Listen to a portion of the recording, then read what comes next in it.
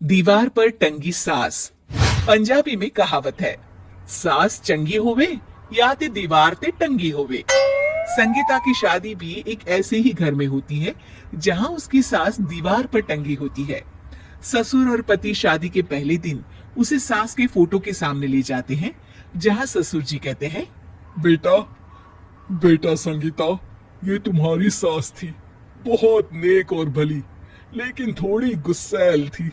गुस्सा आने पर सब तहस नहस कर देती थी, पर अब ये इस दुनिया में नहीं है।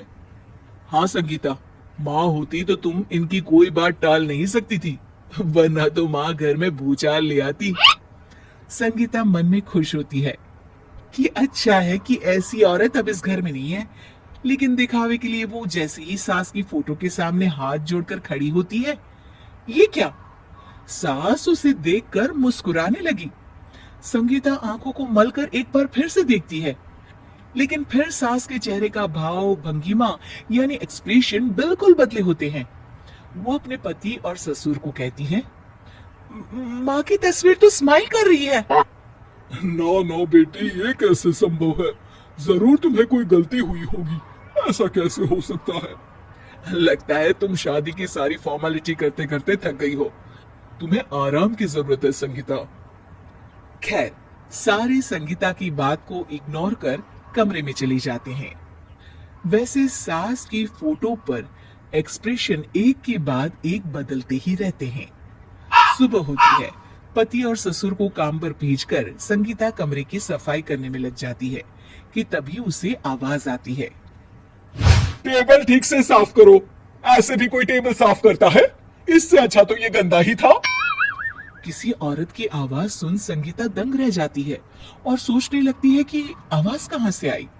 आवाज को नजरअंदाज कर वो फिर से अपना काम करना शुरू करती है, लेकिन इस बार तो आवाज बिल्कुल उसके कान के पास से आती है।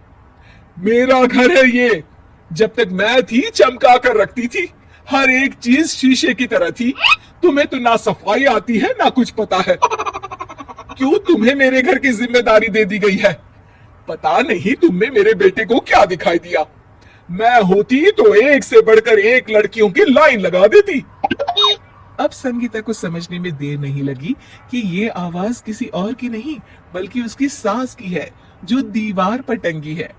वो उसके पास जाती है और कहती है, नमस्ते सासू माँ, मुझे तो कल ही लग रहा था कि दीवार में कुछ काला है। वो दीवार नहीं, दाल होती है पगली। सही पकड़े हैं सासू माँ। तो क्या हो गया आपको जो आप यहाँ भी चैन से नहीं बैठी हैं?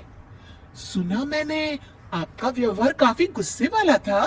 चुप रहे तू, ज्यादा बकर बकर ना कर। घर का काम करना तो आता नहीं, आई है मुझसे बहस करने। हाँ देखिए सासू माँ, मैं आपसे साफ साफ कह देती हूँ, मुझसे पंगा लेने की कोशिश मत करिएगा। तभी पीछे से संगीता का पति आता है। अरे संगीता, किससे बात कर रही हो? कौन है वहां? संगीता की सास की फोटो फिर से पहले जैसी हो जाती है। आपकी माँ से कह रही थी कि मुझे काम करना आता। अरे संगीता, माना सास के ताने हर बहू को अच्छे लगते हैं, लेकिन यहाँ तो माँ है ही नहीं, तुम तो फोटो से ही। तुम भी लाजवाब हो संगीता। किसी को विश्वास नहीं होता कि संगीता अपनी मरी हुई सास की फोटो से बात करती है।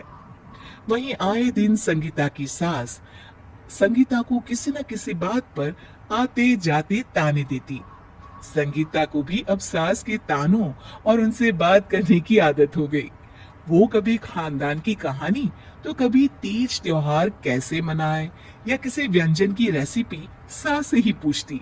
सारा दिन घर में अकेली संगीता की सास अब उसके लिए तानों के साथ पक्की साथी की तरह भी रहने लगी थी, जो किसी और को नहीं बल्कि संगीता को ही सुनाई देती।